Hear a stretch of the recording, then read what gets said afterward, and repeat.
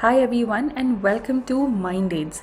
In this video we will be discussing how to ask for what you want and how to refuse a request and the two best ways to do this assertively.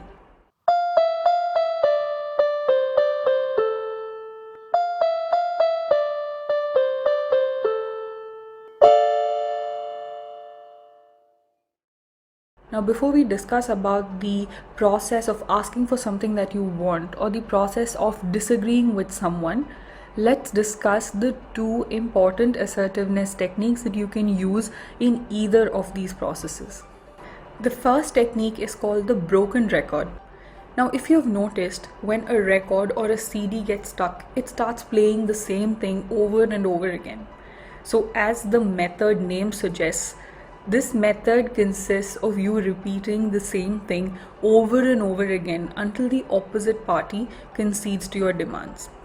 Usually, if you repeat something 3 times or more than 5 times, then it means that it's an urgent request and people are more likely to take you seriously and to consider giving you what you want. Now the next technique is called fogging. Fogging is usually useful when somebody is trying to put pressure on you and make you do something that you would rather not do or that you don't have much interest in. Now, fogging is a way of saying no without being disrespectful, but also repeating yourself that you are not going to comply with a particular request. In fogging, you start off by listening to what the other person is saying and you decide whether you want to comply with their request or not. If it is not possible for you to comply with the request, then using their words or using words that are similar to their words, you have to make your case and state your case and say why you cannot agree with their request. In this way, you can show that you have understood the request of the other person, but you have your own reasons for not complying with the request, and this is a very polite way of saying no. For example, when someone comes to you and says, "I want this assignment done right now." If you're using fogging, the way to respond to it would be, "I can see why you would want this assignment done right now, but since the official working hours are over, my priority is to get to the hospital for an appointment that I have spent a lot of time trying to secure." By using this technique, you would be less likely to be manipulated into doing something that you don't want. Also, the other person cannot blame you for not recognizing their need. Now, being equipped with the broken record technique and the fogging technique, let's go back to how to ask for what you want. Now, the process or the structure for asking for what you want is pretty simple and straightforward. You start off with addressing the person, then you discuss about what you need. After that, you explain why you need it. You could also explain when you want it and what you will give in return to the person for getting what you need. And you could thank the person in the end. For example, "Excuse me, sir, I would like to discuss the leave application that I just submitted. I need a half day of leave because I have to attend the parent-teacher meeting at my child's school. I need to attend this meeting because the school has made it mandatory for both the parents to attend this particular meeting. So I would like to take a half day of leave tomorrow, and when I am not around, I will be handing over my duties to Mr. ABC, and I will take over once I am back during the second half. Thank you for understanding." Now, while this process is pretty straightforward and simple, it is also possible that the opposite person may not want to give you what you want, or the person may block your request, or the person may disagree with you. In this case, you can use a combination of the broken record as well as fogging. What you could do is repeat the entire dialogue once more in the same way. Once you do that, the opposite person is more likely to give his or her own reasons for not giving you the half-day leave. When that happens, you could use the fogging technique and use their own words and say that, "I understand that these are your priorities, but I want a half-day leave. I need the half-day leave so that I can go for this meeting at my child's school." You could go over this process about 3 or 5 times. By that time, either the other person will grant your request or you will be able to decipher that the other person is not willing to grant your request. Now, being assertive means that even the other person has their own views and their own priorities. You must be prepared that 3 out of 10 times you may not be able to secure what you want, and that you may need to modify your requests according to the priorities of the other person as well.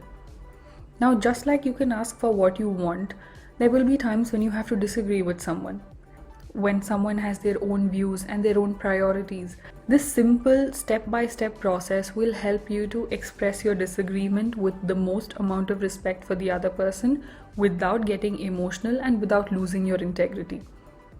When someone says something that you need to disagree with, always start off with an affirmative statement. That is, don't start off with the word no. Start off by saying yes. When you say yes, it will prepare them for listening to what you're saying, rather than if you say no, and that will put them in the argument mode. Now, once you've started off with the yes or the affirmative statement, you could use a softening statement. Many of the people's views are influenced by their experience or their background or their profession. While using this information in your statement, you can show your respect for their views as well. For example, as an engineer, I can understand why you would take such a position. Or as you are someone who is older than me and you have different values, I can definitely understand where you come from. Now, after you've done both of this, you have to explain to the person what are the reasons for the stand that you have taken or why you may not agree with the person. By this point, you will know if the other person is open to listening to you. If the person is not willing to listen to your reasons or to your viewpoints, then it is better to terminate the discussion immediately. It would be a waste of your time and their time as well if you go into listing out the reasons for why you disagree with them. Now, once they've given you the permission to go ahead and explain your reasons, try to explain your reasons to them.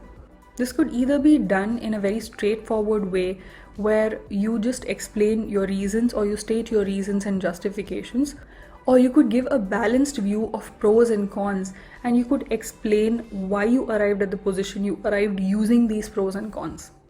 Once you've done this, the most important part is to disagree or to say no. Here you could also use the I statements that were discussed earlier and accompany it with appropriate body language so it does not look like you're attacking the other person. For example, so I cannot agree with you because of these reasons I've stated, or so I must disagree.